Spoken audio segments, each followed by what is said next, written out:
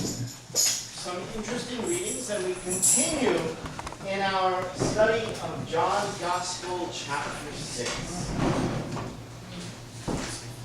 Let's go to the prophet Elijah first.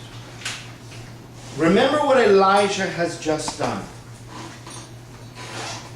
Remember, Elijah challenges the priests of the god Baal. If you remember the story, it's a very powerful story. You can do a lot with it in a movie. All right, what does he do? He says to the priests of Baal, I'm going to challenge you. Prepare an animal for sacrifice. Put him on the altar, the animal, and ask your gods to send fire so that the animal would be consumed. And the story goes on that the priests of Baal call upon their God from morning, early in the morning. And they call upon their God. And they go in circles around the altar. And they call upon their God.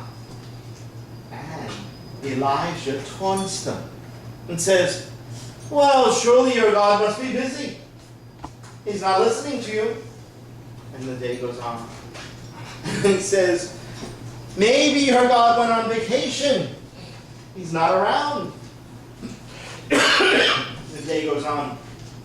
And at the 3 o'clock hour, he says, well, I guess your gods can't do anything. And then he and the Israelites do their thing. He says to them, why don't we prepare this sacrifice? The animal's laying on the altar already. But now I'd like you to drench it with water. And more water. And more water. And they dug a trench, and it was 4 feet of water in the trench. And so there's water everywhere. And then, of course, Elijah says, God, would you send fire? And immediately the whole thing is consumed. The water is all disappears. All right? And then, this is a pretty gory, lucky part of this story, but Elijah puts to death the 400 priests of Baal. All right, now, Jezebel, who's the queen, worships Baal. And she sends out the message, what you have done, Elijah, to the prophets of Baal will now be done to you. All right. Now you can imagine, I mean, he's obviously was successful and all of that kind of stuff. Obviously he proved that his God was a living God and their gods were not real. So he now has a bounty on his head and he's basically running. He's a fugitive. And so we meet him in today's story exhausted. Exhausted with everything, because even when it all went well, he's frustrated. And what does he say to God? Basically what we would say to God. Like, all right, end it. You know, why I gotta put up with all this? Like, why does this be over? All right, why don't I just die now? All right? And of course, God left him like God leaves us, and we still have to deal with it. And what happens? He falls asleep. He's exhausted, he's depressed, he's being hunted, he's hiding. And the angel of the Lord comes to him, wakes him up, and says, here's some bread. Why don't you eat? He eats, he falls asleep again, obviously depressed. All right? The angel comes again, says, eat. He eats. Now the angel says, you have to go to the mountain of the Lord, Horeb. Okay? All right? And so it will take you 40 days. And so now he gets up and he begins the journey for 40 days. All right. In the northern kingdom, they call this mountain Horeb. In the southern kingdom, they called it Sinai. It's the same mountain. Okay? Just like Lake Galilee is Lake Galilee, but it's also, if you're on the other side, you call Lake Tiberias. Okay? So things that are one thing had a bunch of names. Right? So that's important to see. What happens? Well, Elijah is kind of like a symbol. There's a parallel story going on. The first thing is this. The people Israel, remember, escaped from the power of Pharaoh and the Egyptian forces. Escaped from slavery into freedom. But as soon as they escape, as soon as they go on the other side of the water, what happens? They're tired, they're grumbling, they're depressed, and God hears them. Very much like Elijah. Then they begin to complain, the people of Israel, we don't have enough food.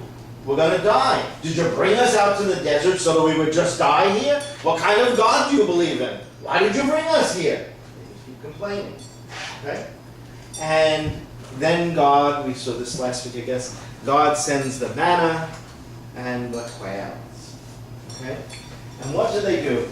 Well, most of the time they're not believing God, and God says, well, it's going to take you 40 years to get there. Okay?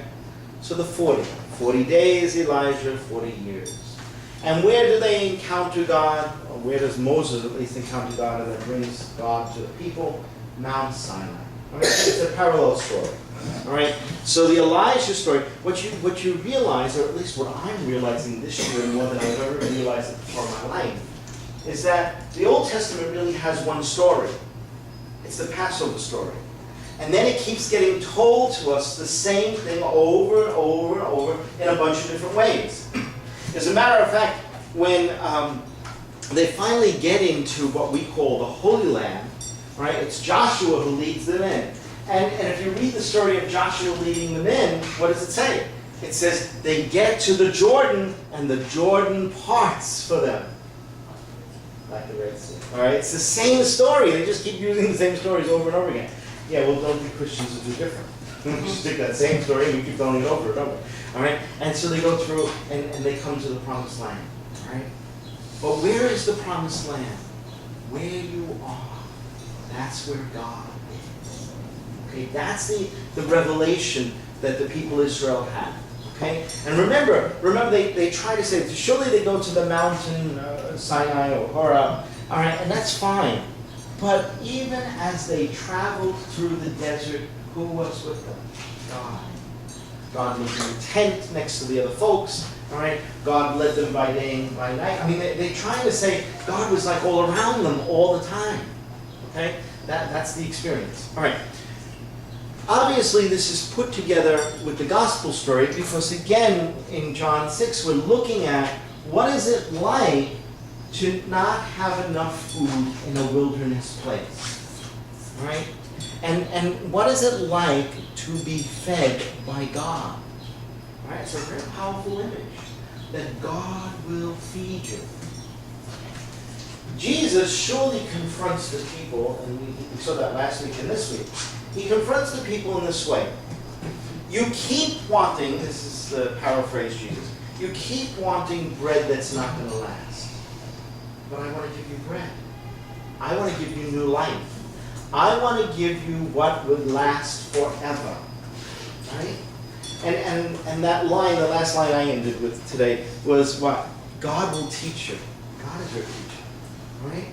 So the whole passage is talking about bread, but it's not talking about bread at all. It's talking about what gives life. What teaching, what wisdom, what understanding is God giving to us so that we can live differently, so that we can act differently.